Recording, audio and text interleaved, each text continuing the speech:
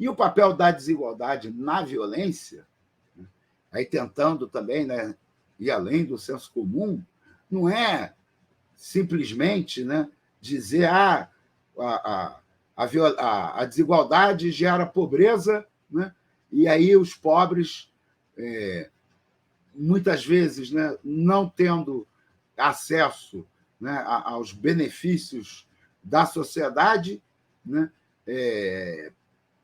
provocam, né, produzem crimes violentos, produzem, né, uma criminalidade violenta, até porque não tem acesso, né, a outras formas de criminalidade, né, que já exigiriam acesso a,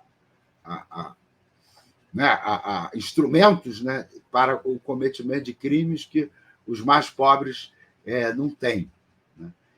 Na verdade, eu acho que a primeira consequência de nós sermos uma sociedade tão desigual, né, é que nós somos um barril de pólvora. Né? Como toda dominação, né, como a sociedade brasileira é marcada, né, por uma dominação de classe, né, que produz uma desigualdade brutal, é mais do que fácil perceber, né, que essa desigualdade brutal, né, ela exige, né, também uma brutalidade.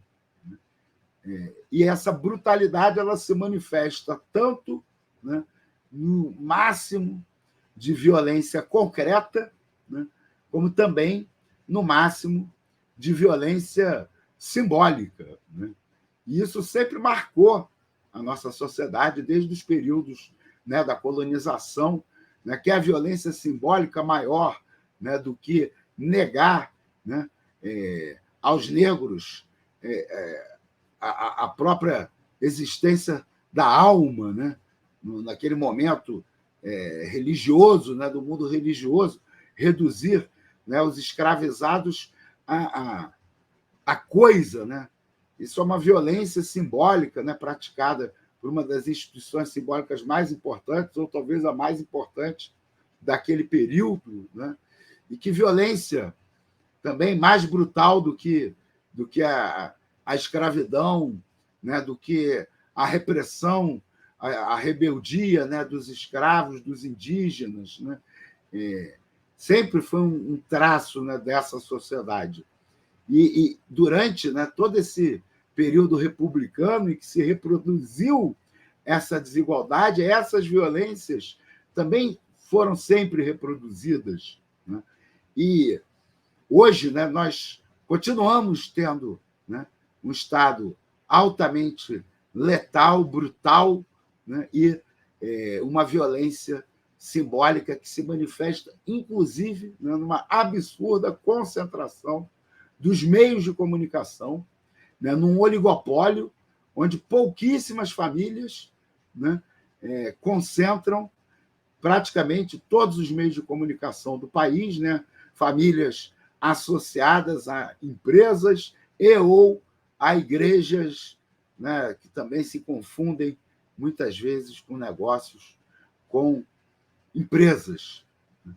Então, a relação, né, entre violência e desigualdade no Brasil, ela não se dá simplesmente pela relação entre pobreza e criminalidade tosca, vamos dizer assim. Né? Todas as classes sociais cometem crimes, cada uma utiliza seus instrumentos, né, para o cometimento de crimes. Né? Os crimes de ordem econômica, né, eles são aqueles em que o acesso a instrumentos para cometer crime caracterizam muito o tipo de crime cometido por cada classe social. Né? Então, o bilionário, quando ele quer roubar, né, ele não precisa pegar um canivete, né, e ir para o sinal de trânsito. Né? Ele funda um banco, né, quando o bilionário quer roubar. Né? Já, né, o criminoso sem acesso, né, a recursos nem para cometer o estelionato, né, ele vai para a criminalidade violenta. Né?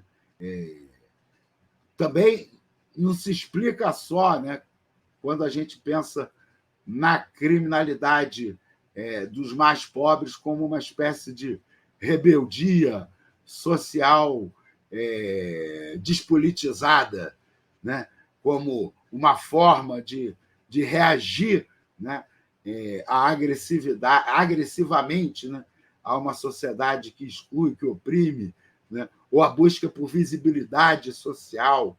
Né? Tem várias explicações, né, sobre a relação entre a desigualdade, né, e a violência a partir da violência dos pobres. Né?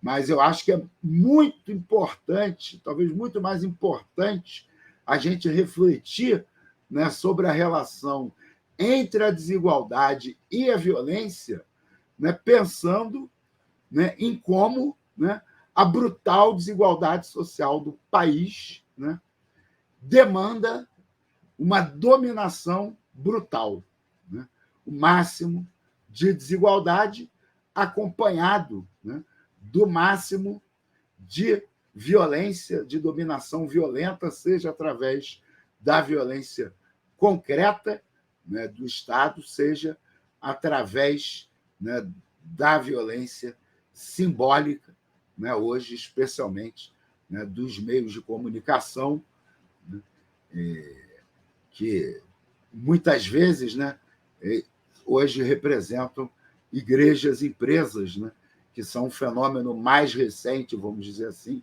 dos métodos de controle ideológico da classe trabalhadora brasileira, né? Esse advento da mídia neopentecostal.